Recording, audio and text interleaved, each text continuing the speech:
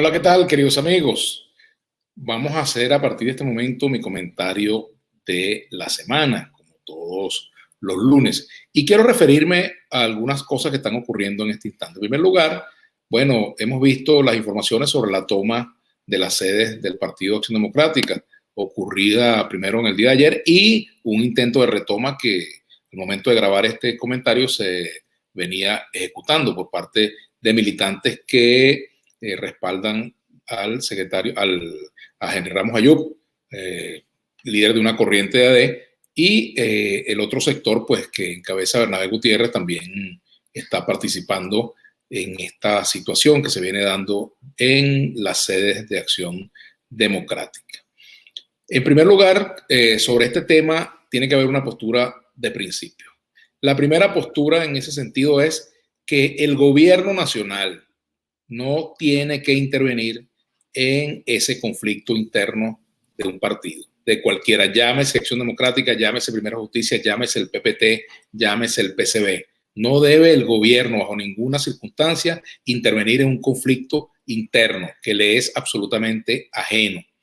En segundo lugar, por supuesto que los partidos tienen que dirimir sus asuntos internos sobre la base de sus estatutos, de su normativa interna y también abriendo espacios para el debate democrático, abriendo espacios para la participación de las bases en cuanto a las decisiones trascendentales que se deben tomar en momentos muy concretos, como este, por ejemplo, cuando estamos a las puertas de un proceso electoral que se va a realizar en el mes de diciembre y para el cual ya se han disparado algunos lapsos. En ese sentido, lo lógico sería que en las organizaciones políticas, llámese Acción Democrática, llámese Primera Justicia, llámese COPEI, llámese PSUV, la base cuente, la base sea consultada, las bases de la organización sean tomadas en cuenta a la hora de adoptar decisiones como, por ejemplo, la selección de autoridades internas, la selección de candidatos a un proceso, la decisión de si se participa o no en un proceso, la decisión en cuanto a si se apoya o no una candidatura, sea presidencial, sea para gobernador, sea para alcalde, en cualquier instancia.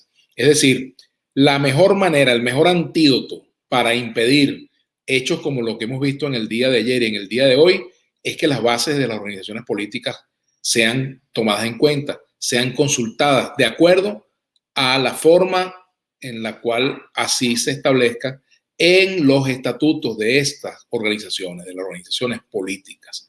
Es decir, no pueden las direcciones políticas de una organización, llámese como se llame, tomar decisiones que no tengan el respaldo y el nivel de aprobación organizativo y político de sus bases.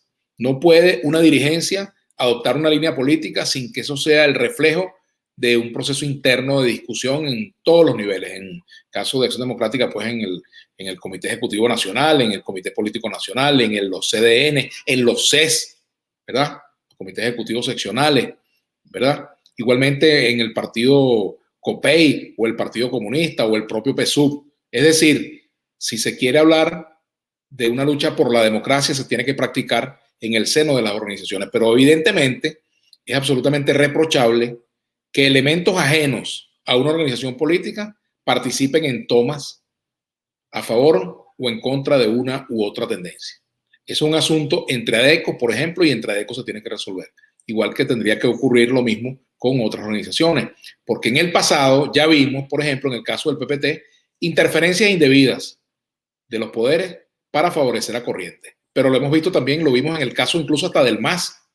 Yo recuerdo cuando se hablaba del más y del más menos, por ejemplo, porque había una intención de entrometerse en la vida interna de esa organización. Es decir, la presencia de agentes externos, agentes extraños, no puede acompañarse bajo ninguna circunstancia. Pero las direcciones de los partidos tienen que crear condiciones para que las bases se sientan representadas en sus decisiones, en la decisión de participar o en la decisión de no participar en unas elecciones, por ejemplo, como es el caso que nos atañe. Y entonces no puede, desde fuera, dirigentes que están fuera del país o dirigentes que no consultan a las bases, asumir decisiones y entonces luego hacerse las víctimas frente a situaciones que tampoco son aceptables.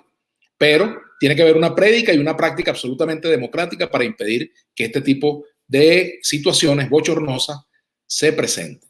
Y al final este tipo de conflictos terminan pues favoreciendo la propia política del abstencionismo, que al final tienen el gobierno su principal motivador y tienen los sectores extremistas de la oposición sus replicadores. En ese sentido, es bueno también comentar que hoy se inicia el proceso de inscripción de candidaturas. Así que ojalá tengamos una amplia participación, no solamente en las elecciones, sino también en la postulación de candidatos. Candidatos por parte de los partidos políticos, candidatos de las organizaciones no gubernamentales, de la sociedad civil, del sector gremial, sindical, de los sectores académicos, de los sectores intelectuales, en fin, de los sectores comunitarios, para que en esa Asamblea Nacional que va a elegirse en diciembre estén representados todos los factores de la vida nacional. Evidentemente, aquí hay dos extremos jugando al abstencionismo. Por un lado, el gobierno que quiere una participación restringida para garantizar la posibilidad de tener una absoluta mayoría en la Asamblea Nacional porque le tiene alergia a la participación masiva de la votación de la población porque sabe lo que eso puede implicar para el gobierno, ¿verdad? Y por otro lado, los sectores extremos, pues que no creen en la solución electoral y que al final terminan jugando en llave con esa postura del propio Ejecutivo Nacional.